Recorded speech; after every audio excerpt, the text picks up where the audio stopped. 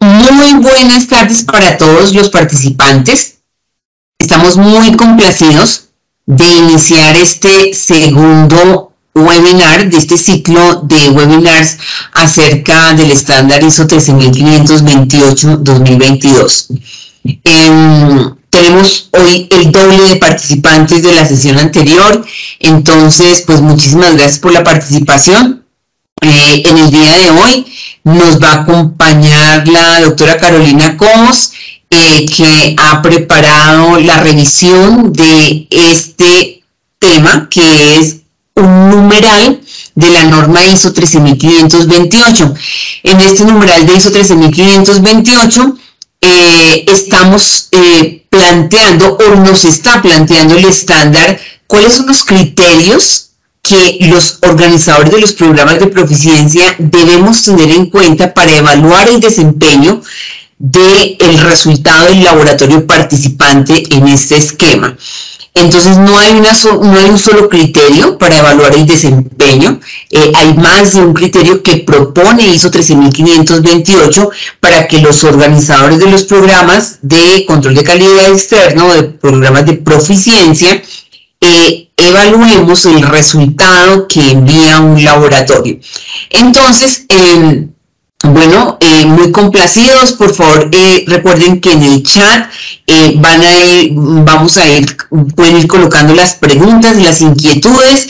De una vez los invitamos a los otros 3 webinars que van a ser todos los martes, o sea, 3 martes más, en donde en el siguiente webinar vamos a hablar de los cálculos estadísticos. Hoy no vamos a hablar de cálculos estadísticos, ¿cierto? Hoy vamos a hablar solamente de esos criterios. Vamos a hablar de los cálculos estadísticos específicamente, cómo se saca el Z-score, la diferencia porcentual. Eso lo vamos a ver en el próximo webinar. Y en el siguiente webinar vamos a hablar de las gráficas que ISO 13528 sugiere que se utilicen en los reportes de los programas de proficiencia o de control de calidad externo. Y ya en el último webinar de esta serie hablaremos de informes de programas de proficiencia cualitativos. Entonces, pues bueno, los dejo con la doctora Carolina Cobos.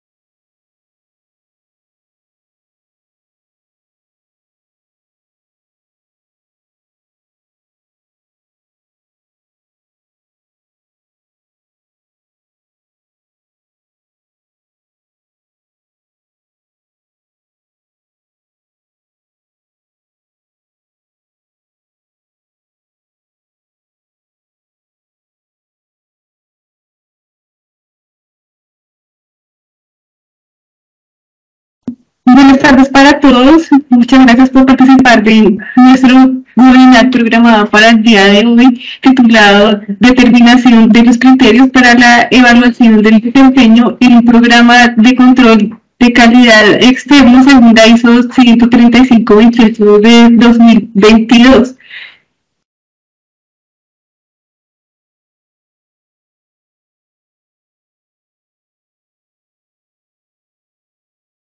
Como estuvimos viendo nuestro, en nuestro webinar programado para el martes pasado, iniciamos con el numeral 7, titulado Determinación del valor asignado y su incertidumbre estándar.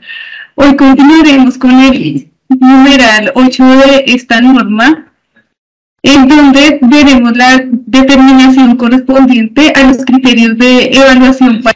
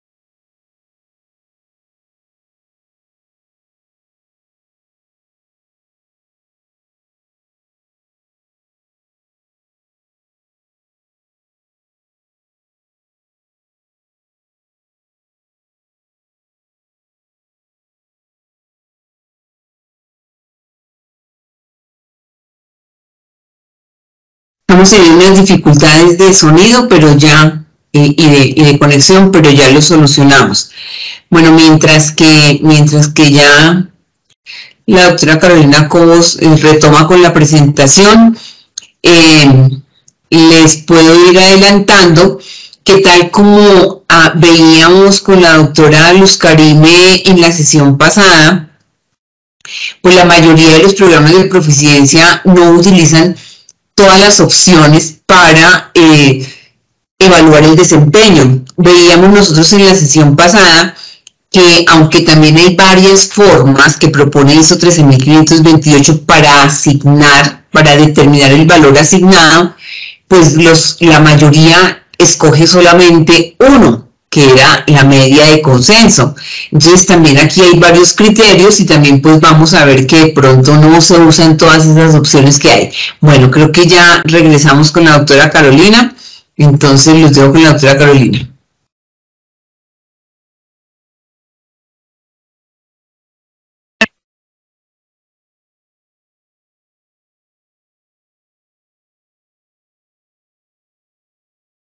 Buenas tardes, presentamos excusas por los problemas que tuvimos de conexión.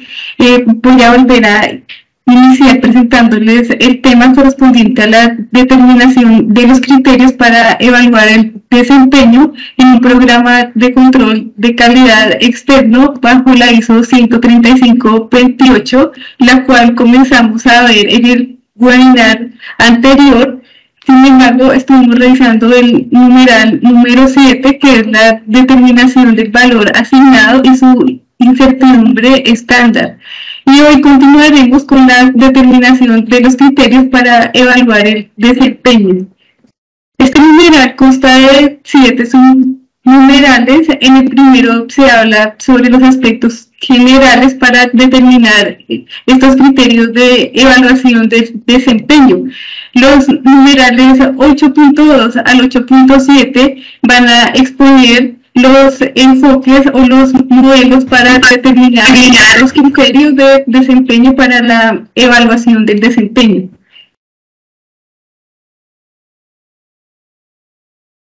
Los enfoques que son, el primero es por percepción de los expertos, por experiencia de rondas previas de un programa del ensayo de aptitud. También se puede usar un modelo general y por el uso de las desviaciones estándar de repetibilidad y reproducibilidad a partir de estudios de cooperación previos de la precisión de un método de medición. El sexto es a partir de datos obtenidos de la misma ronda de un programa del ensayo de aptitud, y el último por seguimiento de los acuerdos interlaboratorios.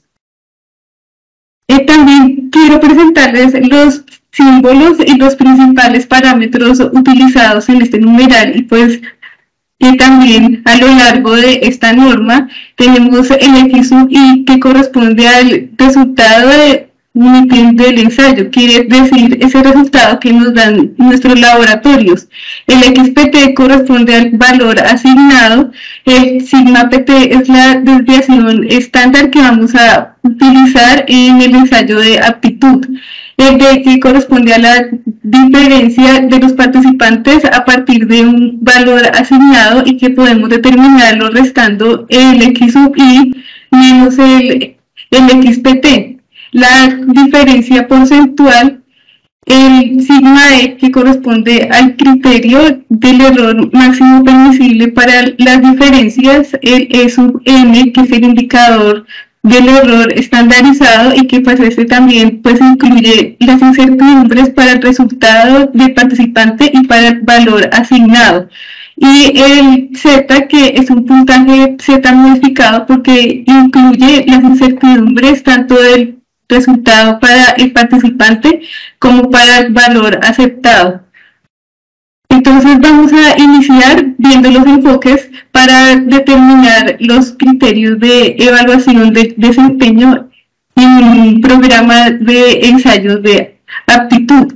El primero corresponde a percepción por expertos y quiere decir que los expertos, que puede ser un ente acreditado, puede ser un ente regulatorio o los expertos técnicos del programa del ensayo de aptitud, determinan un valor conveniente y puede ser, si es una desviación estándar, podemos tomarla directamente como el sigma pt. Si no, entonces también podemos usar el error máximo permitido, que puede transformarse en la desviación estándar si dividimos este parámetro sobre el límite, que pues puede ser un 3 sigma, por ejemplo. Entonces aquí tenemos un ejemplo en donde podemos ver un parámetro que corresponde a un porcentaje contra el cual vamos a comparar qué tan concordante fue nuestro resultado. Entonces, por ejemplo, tenemos que para el linfoma de Hodgkin clásico fue del 90% con respecto a un valor aceptado como verdadero, y el parámetro debe estar pues entre 76 y 100% para que sea un parámetro aceptable. El segundo enfoque para determinar los criterios de evaluación del desempeño en un programa de ensayos de aptitud es por experiencia en rondas previas de este programa. Se debe tener en cuenta que se deben seleccionar los datos de los participantes que sean competentes, y pues para este enfoque el parámetro estadístico más adecuado es determinar un Z-score. Para esto se debe tener en cuenta que se debe pues establecer de manera robusta la desviación estándar, ya que pues a partir de esta desviación se calcula el Z-score. Y también se puede usar pues un error máximo permitido para realizar la comparación del valor que nosotros obtenemos de nuestro laboratorio con respecto al valor aceptado como verdadero. Pues este enfoque tiene las ventajas de que las evaluaciones estarán basadas en expectativas de desempeño razonable, ya que los datos que se deben tener en cuenta deben corresponder a propiedades comparables y a métodos comparables. También pues que los criterios de evaluación no variarán de una ronda a la siguiente, porque como estamos tomando los de varias rondas, entonces se determina es una desviación estándar promedio de todas estas rondas o un error máximo permitido de promedio de todas estas rondas. También los criterios de evaluación tampoco variarán si hay más de un proveedor. Y aquí tenemos un ejemplo en donde podemos también ver los criterios donde determinamos la desviación estándar de los laboratorios y su máximo error permisible, que es más 2, y pues podemos ver las curvas en donde podemos comparar cómo nos da para cada espécimen estas desviaciones estándar, y pues de los mesurandos que estamos midiendo en esas muestras. El siguiente método o enfoque es la revisión por rondas previas. Entonces, en este, pues era también el que estábamos mirando anteriormente. En este, como dije, se deben tener en cuenta los datos de los participantes competentes y que el tamaño del grupo de los datos que vamos a tener en cuenta no sea pequeño, pues para que pueda ser estadísticamente representativo. También se debe tener en cuenta que pues, el parámetro estadístico que se va a utilizar para calcular el Z-score es la desviación estándar, o también se puede usar pues, las desviaciones estándar relativas, y pues tomamos las que sean más constantes a lo largo del tiempo y que sean las apropiadas con el rango de los niveles que se están evaluando de mesurando. También pues podemos determinar el criterio usando el error máximo permitido. El siguiente siguiente enfoque es mediante el uso de un modelo general. Este es un enfoque que se considera que es especial porque más que todo lo usan es como pues en la parte química, o sea, sabemos que la ISO 13528 no es pues específicamente para laboratorios clínicos, sino también puede pues utilizarse para más laboratorios de ensayos. Entonces, este modelo general que proponen se basa en la curva de Horwitz. Horwitz determinó que el parámetro estadístico para evaluar el desempeño es la desviación estándar de la reproducibilidad. Y pues esta la determinó él de manera empírica realizando las mediciones de la fracción másica. Entonces él encontró o pues estableció que dependiendo del tamaño de la fracción másica, la desviación estándar de la reproducibilidad iba cambiando, pero pues era constante para estos valores. O sea, si la fracción másica estaba era menor a 1,2 por 10 a la menos 7, entonces le correspondería una desviación estándar de la reproducibilidad de 0,22. Si estaba entre 1,2 por 10 a la menos 7 y 1,138, entonces tomaría un valor de 0,02.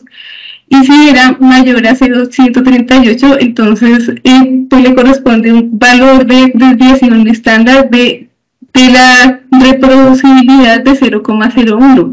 Este modelo tiene las ventajas de que es objetivo porque se determina a partir de varias repeticiones o varios ensayos, pues por lo que fue desarrollado empíricamente. Sin embargo, el proveedor de ensayos de aptitud debe verificar que se va a usar pues este modelo sea adecuado para el fin previsto.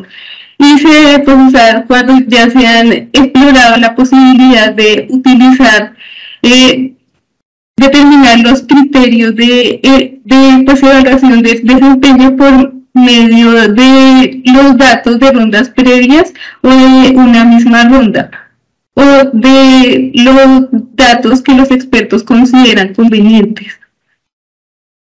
Entonces, aquí podemos ver la trompeta de Horwitz, porque determinó que su parámetro estadístico para evaluar el desempeño pues, es la desviación estándar de la reproducibilidad del método, y él determinó que a mayor concentración hay menor coeficiente de variación.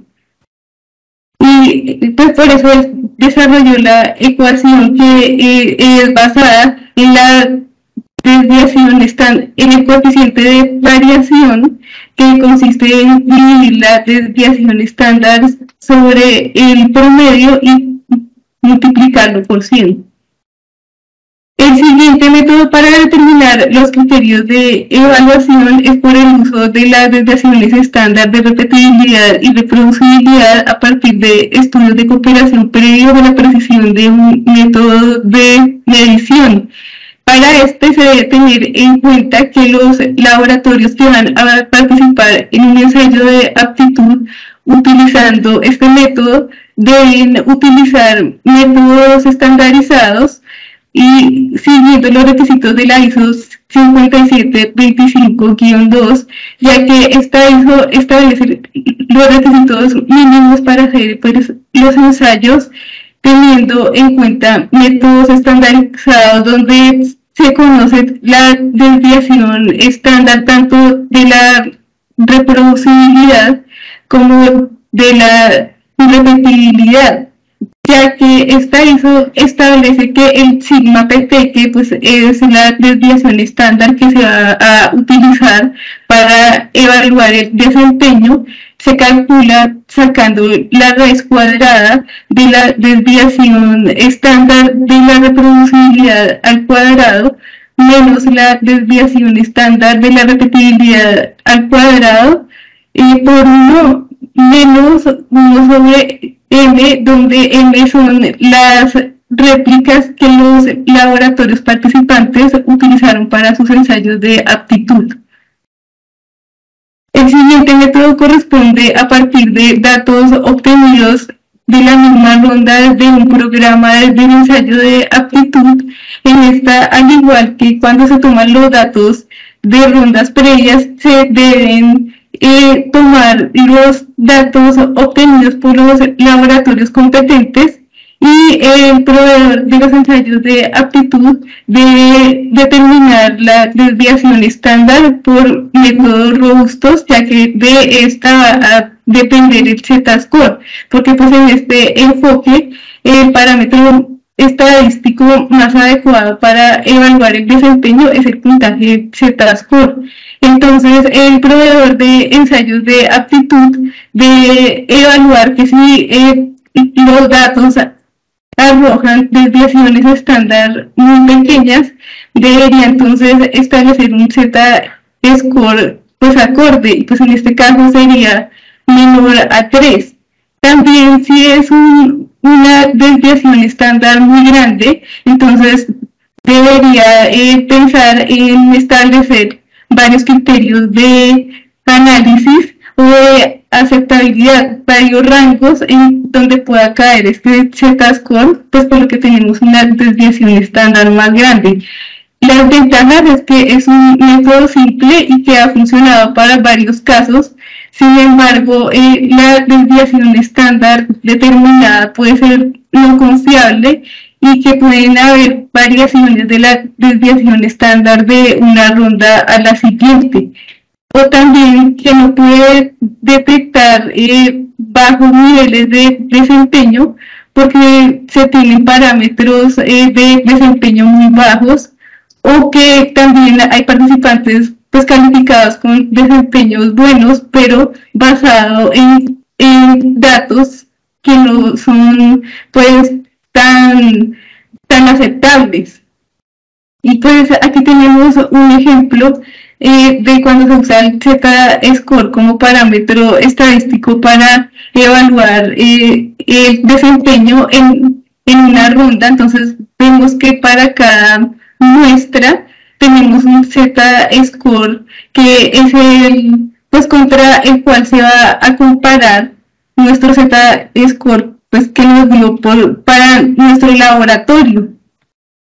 Y también vemos los histogramas donde vemos a cuántas desviaciones estándar está nuestro laboratorio con respecto a la desviación estándar que nos estamos comparando. El séptimo método es por el seguimiento de los acuerdos interlaboratorio. Entonces, la norma plantea que los proveedores de ensayo de aptitud deberían pues aplicar un procedimiento para monitorear el acuerdo interlaboratorio, no únicamente para verificar el desempeño de los participantes, sino también para validar que sus métodos estadísticos son aptos para realizar la evaluación del desempeño de los participantes. Entonces, para esto, la norma establece que debería tomar los datos de cada ronda de los participantes y determinar la desviación estándar de la reproducibilidad y, si es posible, de la repetibilidad, y estos datos graficarlos teniendo en cuenta series de tiempos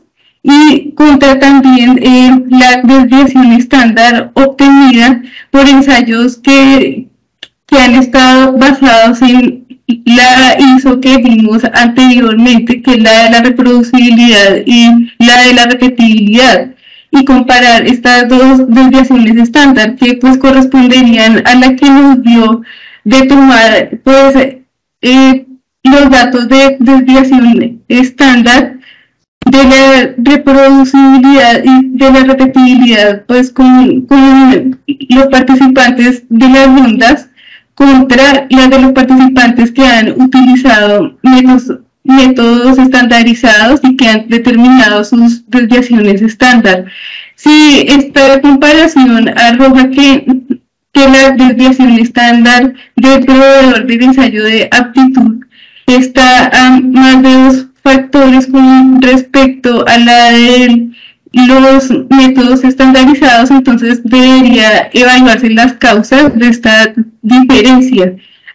Al igual también cuando se analizan las series de tiempo de las desviaciones estándar calculadas a partir de los datos de los participantes de las rondas, si se ve que hay un empeoramiento de una ronda a la siguiente, entonces también se deberían investigar las causas para corregirlas.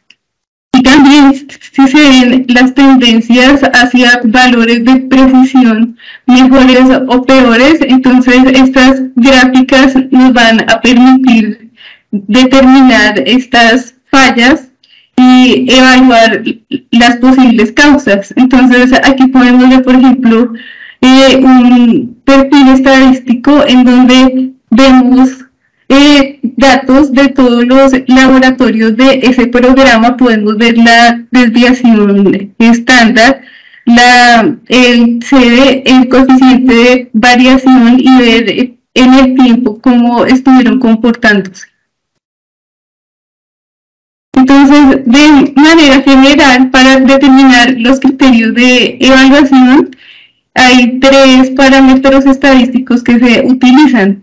El primero es comparar la diferencia del ítem de ensayo de su resultado, del resultado del ítem de ensayo, por ejemplo, en este caso el nitrógeno ureico, contra un valor aceptado como verdadero, que fue el que estuvimos viendo en el webinar anterior, como determinar el valor aceptado como verdadero. Y la diferencia entre estos dos valores es la que vamos a comparar con respecto a un error de medición permisible. Y pues esto mediante una estadística pues estandarizada, pero pues este enfoque se analiza más que todo en los numerales 9.4 a 9.7 que estaremos viendo el próximo martes. También se puede hacer mediante una comparación de esta diferencia de el X sub I, que es nuestro resultado del laboratorio, contra el XPT, que es el valor aceptado como verdadero, pero también pues podemos calcularla como una diferencia porcentual con esta fórmula que vemos en esta parte y compararla contra un error máximo permitido de medición. Y pues este tratamiento estadístico se ve más adelante también en el numeral 9.3. Y también es posible comparar la diferencia de la incertidumbre declarada de los participantes con respecto a la incertidumbre de valor aceptado como verdadero. Entonces aquí tenemos un ejemplo de un X sub I, que sería 55 miligramos sobre decilitro de nitrógeno ureico, y un valor aceptado como verdadero que es 46.60, y cuando calculamos la diferencia porcentual con esta fórmula, que es el resultado del laboratorio menos el VAB sobre el VAB, nos da la diferencia de 18.03%. En este caso, este resultado es no satisfactorio porque nuestro error máximo permitido es de 9%.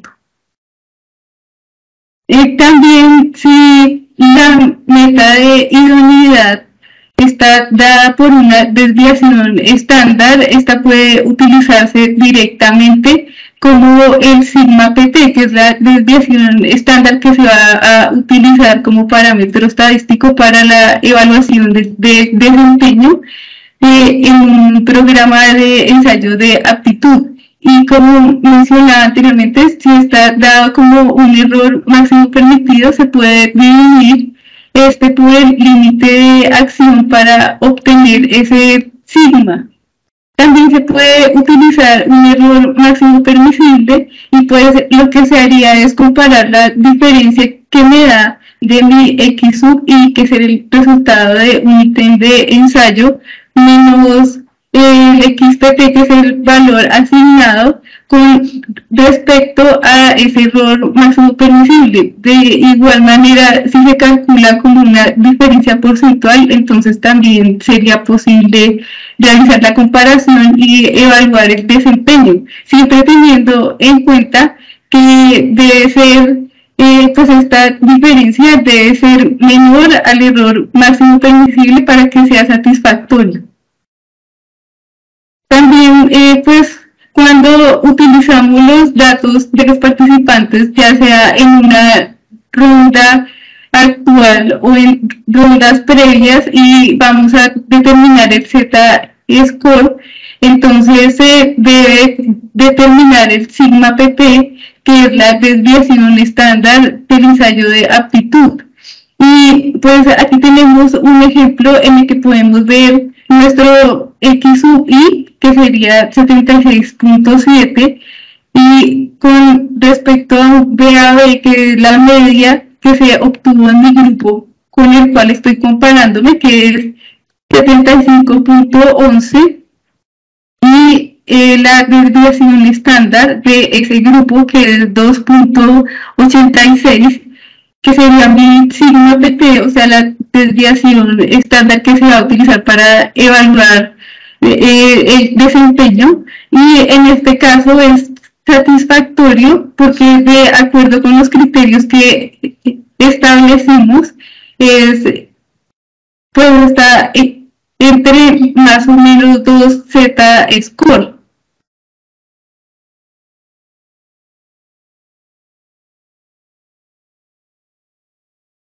Y de esta manera podemos decir entonces que son los parámetros estadísticos los que se pueden usar para evaluar el desempeño, que son el Z-score, un error máximo permitido o una incertidumbre, pues los cuales vamos a comparar contra una desviación estándar establecida, o contra una incertidumbre de un valor aceptado como verdadero o un error máximo permitido. Muchas gracias por haber participado de nuestro webinar de hoy. Si tienen pues alguna pregunta, por favor, pueden escribirla en el chat.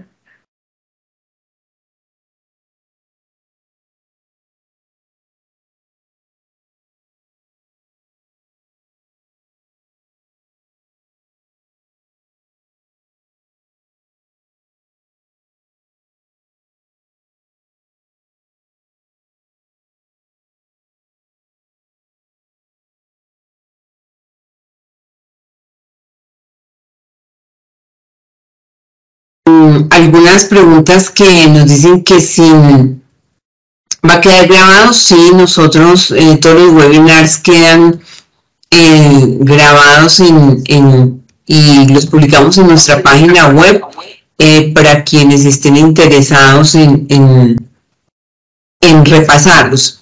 Quisiera aprovechar la oportunidad acá y hacer un repaso que me interesa que quede como muy reforzado el tema de exactamente cuáles son las formas que me plantea ISO 13528 para determinar el criterio, para que nos quede claro a todos. O sea, este numeral de la norma ISO 13528 tiene 7 subnumerales, pero los que hablan de la determinación de criterios empezamos con el 8.2 y terminamos en el 8.7. 8.2, 8.3, 8.4, 8.5, 8.6, 8.7, 6 formas. Eso es importante. ¿Cuántas formas nos plantea ISO 13528 para evaluar el desempeño? ¿Cuántos criterios? 6. De estos 6, ustedes pueden ver que realmente el más común es el 8.6. Es el más común, es el que más utilizan los programas de proficiencia. Pero quiero como que repasemos esto. Esto y la percepción de expertos, como nos decía la doctora Carolina, se puede aplicar o porque un ente regulador o de acreditación diga esto debe ser así, como es el caso de CLIA o RELIVAC, que dicen, mire, es 5% o 10% o 16%.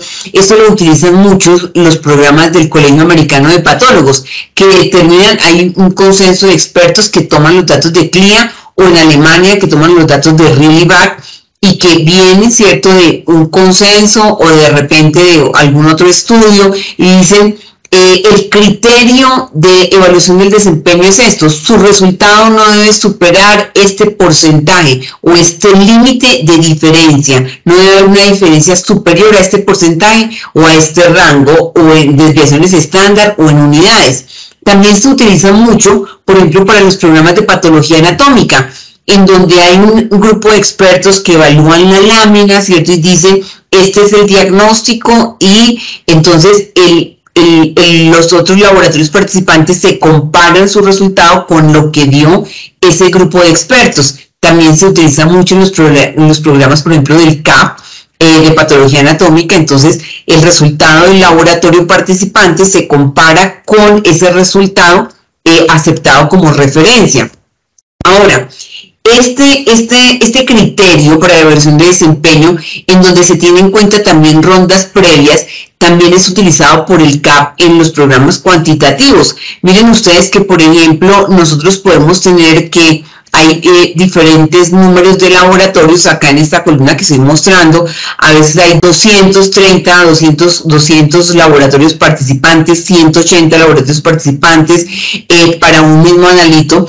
El CAP tiene en cuenta también los resultados de las rondas previas, o sea, un mismo material. Entonces yo me voy con esta ronda, la ronda 1 o 15 o 22, pero en rondas anteriores yo he usado el mismo material, entonces arrastro también los resultados de rondas previas, que puede ser que ya pasaron, ya se cerraron, pero en una nueva ronda uso ese material y entonces utilizo esa experiencia en rondas previas para determinar, por ejemplo, una desviación estándar y comparar los resultados de los participantes con la desviación estándar de todos los participantes de esta ronda y de rondas previas. Ese es otro criterio que se utiliza. Ahora, este puede ser un poco más complicado y que es por un modelo general, y que nos decía aquí la doctora Carolina, por la trompeta de Horowitz. No es tan conocido en el laboratorio clínico, más de pronto con otras magnitudes, pero consiste en esto, consiste en que ¿de dónde voy a sacar yo la desviación estándar o el límite? ¿Lo saco de acá de una percepción de expertos? No, lo saco de la desviación estándar de todos los participantes de esta ronda y de rondas previas. Tampoco. Se saca de un modelo general, y este sigma o esa desviación estándar con la cual van a comparar mi resultado, pues no sale ni de una percepción de expertos ni de la participación de laboratorios de esta ronda o de rondas previas, sino que hay un modelo que dice, mire, la desviación estándar debe ser esta. Y obviamente si decimos 2 o 3 desviaciones estándar, pero acá me dicen, mire, la desviación estándar, si la concentración es esta, entonces sigma es desviación estándar, debe ser esta. Y si la concentración es esta, debe ser esta. Eso aplica mucho en algunas magnitudes, y ustedes ven entonces que en la medida en que aumenta la concentración, de la magnitud que estamos evaluando, pues entonces también aumenta esa desviación estándar, o sea, como este límite de tolerancia, y eso es perfectamente válido en algunos modelos. En el laboratorio clínico no lo usamos tanto, pero sí, recuerden que ISO 13528 aplica no solamente para programas de proficiencia en el laboratorio clínico, sino también en otras áreas. Este también me parece interesante, no es tan conocido, pero se relaciona mucho con la EP15A3. De hecho, utilizan un poco las siglas de repetibilidad y reproducibilidad. Entonces aquí la desviación estándar no va a salir, el límite no va a salir ni del grupo de expertos, ni la desviación estándar de los participantes de esta ronda y de rondas previas, y tampoco va a salir de aquí de un modelo como el modelo de Horowitz, que depende de la concentración, sino que depende de un estudio previo que se haya hecho, en donde se mide la repetibilidad. Y recordarán ustedes que la repetibilidad es cuánto varía una medición en una misma corrida. y se utiliza un esquema, una fórmula matemática que combina la variabilidad de la repetibilidad, es decir, en una misma ronda, con la variabilidad de la reproducibilidad, es decir, entre varias corridas. Se afirma una fórmula matemática y esa desviación estándar con la cual se va a utilizar para comparar mi resultado, a ver cuántas desviaciones estándar estoy alejado de ese valor XPT que nos explicaba la doctora Luz Carmen en la sesión pasada, pues va a depender no de las opciones anteriores, sino de un estudio que se hizo de precisión, se contrató.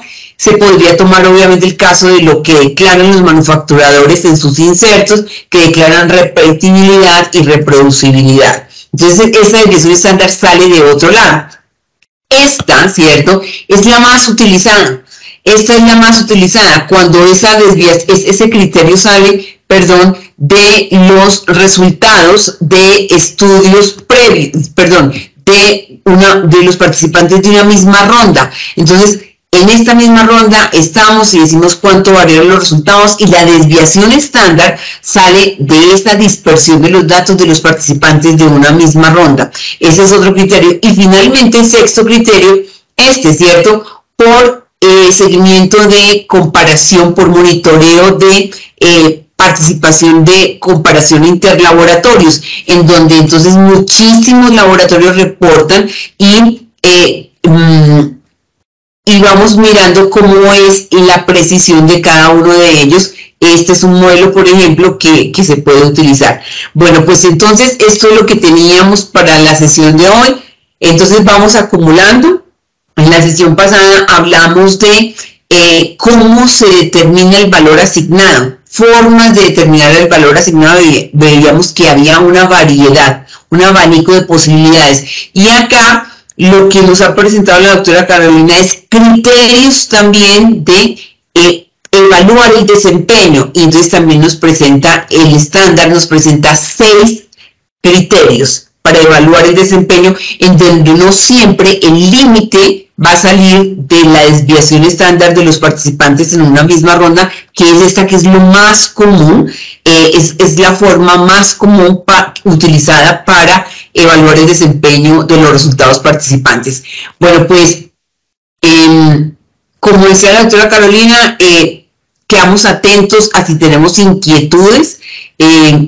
Si hay inquietudes en el grupo de participantes, vamos a mirar si hay inquietudes y las respondemos.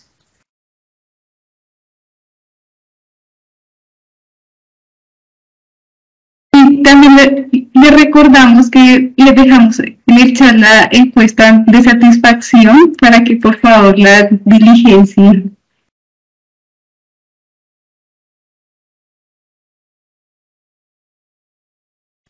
Fue requerida para obtener el certificado de asistencia al webinar de hoy.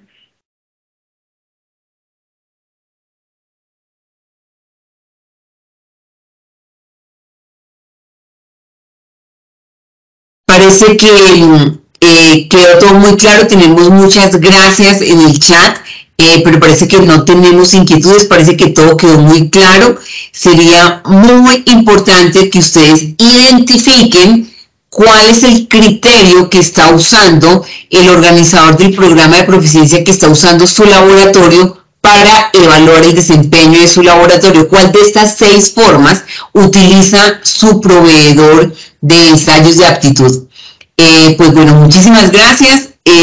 Los dejamos con la encuesta de satisfacción y nos vemos el próximo martes, en donde vamos a tener una sesión más densa, en donde vamos a hablar de los cálculos estadísticos y vamos a tener ejemplos concretos de cómo se calculan estos Z-scores, estas diferencias porcentuales, ya más numérico, que corresponde, como les decía la doctora Carolina, corresponde al numeral 9 de ISO 13528. Muchísimas gracias.